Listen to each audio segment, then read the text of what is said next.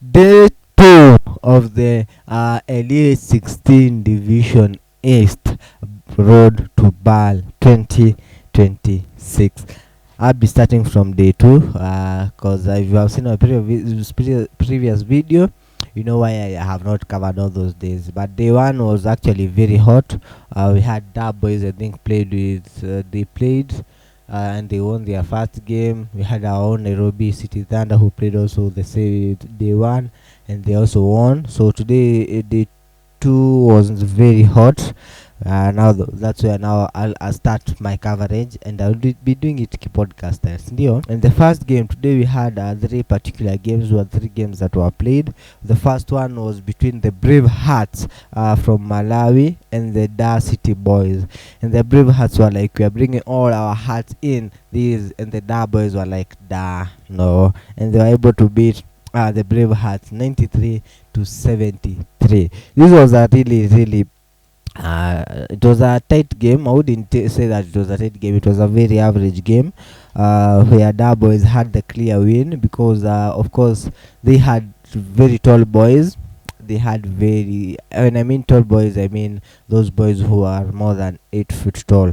So they had really tall boys compared to the Bravehearts from Malawi, who had quite average players. So I think height really played a very big factor in this, because even when you look at the number of rebounds from the statistics, the defensive rebounds for the Dar boys is at 37, while the defensive rebounds of the Bravehearts was 37, which is quite a 50-50 average. It's quite they were averaging at the same numbers, but in terms of offensive rebounds, the Bravehearts certainly tried with 21, which was the highest. And then you can see in terms of 2 points, they also really tried with they had the highest at 53, they had the highest free throws at 22, and they had the highest made attempts at 82. But despite this, they were beaten by the Dar City boys, and the Dar City boys, where they led was in terms of the 3Ps. They had the highest numbers of 3P attempts at 43, but 12 of those went in, which was at 27.9% of the total. But in terms of points from turnovers, the Bravehearts really had the highest numbers of points from turnovers, which was 15. But in terms of Dar maintained the longest lead throughout the game. The Bravehearts didn't have a chance to lead in this particular game, which was 38 points, which they had led at some point when the Bravehearts were at 40 and the Dar City were at 78. So it was a really tough game for the Bravehearts. They maybe didn't stand a chance on this one, but they really tried to push their best. But even if when you talk to the coach, he said that height was a very major factor. But when I look at this one, most of the things here they missed out is in terms of their attempts.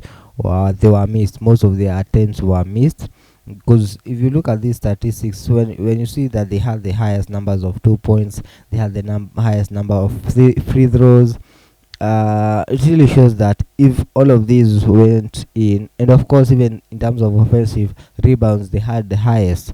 So if these really went in, it shows that maybe the Bravehearts could have really taken down the Dar boys. But it is what it is. So here is what the coach and the players had to say about the game. It's a tough game for us. I think in terms of size, they are at much as on size and picking up on rebounds. We missed a couple of chances that we needed to execute, and we let the game go too much before we realized we can even play zone and for us to cut down on their game points. Most of the shots we took were not in the things. If you look at the stats, most of the shots we were taking were way off the 3-pointer or outside the 3, because everything inside was really being challenged. So we had to take long shots. We just need to keep our focus. We just need to keep our energy high because if we get one win, who knows, we might give ourselves a chance to qualify because I think Dar City won both games, and if we get one head to head, we might give ourselves a chance to qualify. So we just keep our focus and energy high and go out tomorrow. I think today's match went well. I think Coach emphasized on us finishing plays, rebounding, and on offense, just playing together and respecting the plays that he's putting in. And I think we did a better job at that today, at being disciplined and playing together as a team. So our second game was between Matero Magic from Zambia and Ferroviário da Beira from Mozambique. So I'm going to call them the FBE. JOH Ferroviário da Beira. It's very hard for me, so allow me to call them the FBE. So the Magic Metros were really taken down on this one. They were beaten 89, and the FBE they beat them 87. And it is a very close call because you can see it really ended with a 2 points difference. And this game was really tight. If we're talking about a tight game, because these are two players which have played before. They have played in this league before. They understand each other. They have played each other before, not once, not twice, a couple of times.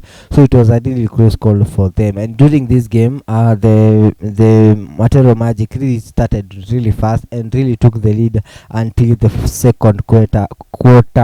Where they had led at 45 against 53, and it was a really huge gap, which seemed like Matero Magic were really taking the day with the games. But now when it came to the second half, the FBE came back with another great energy. The game came with a lot of defense, and they were really going for these particular boys, and they were able to recover that even by the end of the third quarter, they had already recovered and also even taken the highest lead of having 17 points above the Matero Magic. But now during the fourth quarter, that's now where the pressure is. That's where now the determining quarter is, and the Matero Magic really tried to take that particular comeback until the last second, where they were even somewhere they were at par. There was the number of times they tied were 3. So this really shows you how really tight this game was. If you look at the number of block shots, when I noted to the Matero Magic, they had both number equals of block shots, both block shots and block against. They had both the number equals of shots, which was at 3-3. This really shows you how they had really gone for it. The FBE had the highest number of 2 points attempts at 58, but 28 got in. That is a percentage of 48.3. And if you look at the 3 points, also the FBE also had the highest at 21, and 6 out of those went in, which is at 28.6. And in terms of the total number of made attempts, you can see that the FBE really tried with this one. They also had the highest at 79 points, but only that 4 of those went in, which is 43.0%. In terms of second chances, I also noted that the Matero Magic also had the highest number of second chance points, which they took at 17. They had 17 points from that, and also they had the highest number biggest scoring run, which was at 61 and 55, which they had led at with 16 points. Really shows you that they had really had this game from the very first 2 quarters, but the second quarters the BE really came for them. So I was able to take the last seconds of this particular game, which were very intense. Just have a look at them. So as you can really see now, they are at Matero Magic are at 85, and we have the Ferroviario at 86, and you can see there are 36 seconds left. So this is a matter of time. Who is going to have the last score? Who is going to finish this particular game?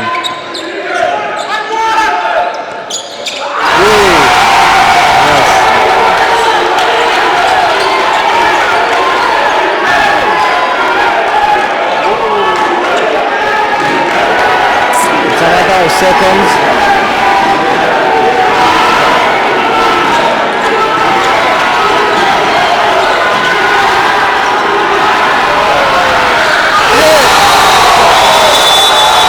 They take a lead.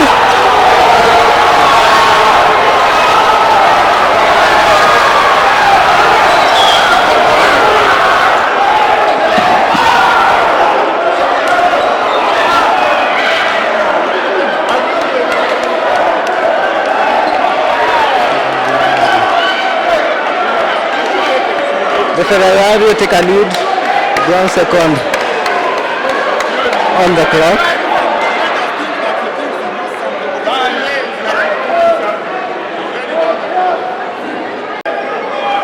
As you can see, it's a very tense moment. It's the very last second. Less than 2 seconds remaining.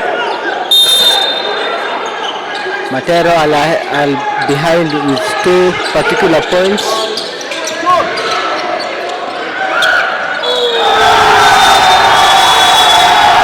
It's a win for the Matero Magic. You can really see how the game was tight to the last second and how the game was really intense at this particular moment. And when you talk to the coaches and the players, they were like, you know what, we have played these guys before. We had seen their game, and that's why we kept on the pressure. So here's what the coach and the players had to say. Today was just a game of runs, and came down to the last possession. They made the tougher shot, the last shot, and hats off to them because they handled the run that we came back with in the second half. Shout out to our team as well because we handled the run as well, coming back down from I believe it was like 12. But there's a game of runs. Unfortunately, today we're on the short end of the stick. But shout out to them. They fought. Both teams fought, and that's about it. Turnovers has always been kind of, I'd say, our team's Achilles heel at times. It's never so much it's not always the number, because number-wise, it's we're not doing a bad job of that. It's the timing of it. Sometimes a turnover will happen just in the worst possible situation because we're trying to go. And that's just kind of the style of ball that we kind of play. So we're trying to go, and it's one of those things you kind of have to live with as a coach, but we need to clean that up in specific time and specific periods. Salute everyone. Coach, what was the game plan when the opponent started making a comeback and you had to take it to a dogfight in the fourth quarter? Yeah, it was to relax the team and put the brain must be fresh, always fresh. That kind of decisions. Sometimes, if you don't have your brain fresh, you cannot win. Perdemos bocadinho a concentração. A palavra de ordem é ter o jogador fresco, ter o controle do jogo. It's about team. We were better till the last second because we are a ball team. We are focused on the game, and because of that, we win. E nós viemos mais fortes. Como sabem, é uma equipe também já experiente na BAL. E penso que fomos equipa até o último minuto. Eu acho que isso foi muito importante. For our third and final game, which was between the Johannesburg Giants and Namuwongo Blazers, the Blazers from Uganda had really come in, on fire. They had the fans, they had the people to make noise for them, because fans really matter when it comes to these particular games. They give them motivation. But Johannesburg Giants were like, we are dimming that blaze. And they really did by beating the Namuwongo. Kawaambia ni uongo. Hiyo ni uongo, hakuna mosho mnawasha hapa, and they beat them 92-71. In this game, by the second quarter, I had already seen Johannesburg Giants had already carried it home, because by the second quarter you could see the Namuwongo boys were already tired, because Johannesburg Giants were really playing defensive for these particular boys, and even going for them on their court really shows how they had really faith and they had really that confidence of taking the game home. But the Namuwongo boys, they were really playing catch up on this particular game from beginning to end, which is not very good when you're playing catch up, because first of all you're going to be running so much in the court, you're going to be tired easily, because when your opponent plays a very good defense, that means that you're going to be really tired from running the court and really trying to catch up with them in this particular game. They maintain the biggest lead, the Johannesburg with Giants, with the highest lead being at 22, where they had 83 at some point, and the Nam boys had 61. And if you look at the total made attempts, of course, Johannesburg Giants had the highest made attempts at 80, but 37 went in, which is a 46.2%. They also had the numbers of made attempts in terms of 2 points at 49. But 28 out of those went in, which is a 57.1, and also the highest number of 3 points, of course, went with the Johannesburg boys also, which they had at 31, but only 9 went in. For the free throws, that's where Namuwongo boys dominated, where they had 20 number of free throws, but only 12 went in, which is a 60%. Basically, this game did not have so much to look at to, but the numbers of times they tied were actually 3. And where I also noted was also a change is that in terms of the fast breaks, the Johannesburg Giants really took that chance, where they had 34 points from the fast break points. So this was when we talked to the coach and the players, and this is what they had to say about the game. Today we kind of played well, but we made mistakes. I think we were beaten fast break points. If you see, they had 34 fast break points against 11, and we were out rebounded on size as well, offensively and defensively. So those are some of the things to look at. Also, a lot came as a surprise. At some point, they were beating us on the glass, but we had to adjust and get better on that. We had to pick up the defensive intensity and then adjust to a lot of things. Them shooting from outside, even going inside. So every minute, we had to pick up our intensity. We knew coming to the game, when we watched Uganda play yesterday, we've noticed that they don't give up. Even though they were down by a couple of points and many points at the end, but they never really gave up against Uganda. So we knew that it's the kind of team that doesn't give up. You just have to make sure that you keep it disciplined. You have to keep it disciplined. They're very erratic. I mean, they can come out and score 3 threes in a row and without any sets. So we just have to make sure that we put pressure on defense, we make sure that we stick with our defense, and we just continue building up on our lead, and we don't let them get this close as single digits or whatever the case might be. I mean, yes, so today is going to be day 3 of the games. They are going down at Kasarani Stadium, so make sure you show up, pull up, come, let's enjoy the Nairobi City Thunder. Of course, today we'll be playing. Of course, I think also Dar boys today have a game, so come check out the games and let's have some fun. Ausio tupatane Kasarani.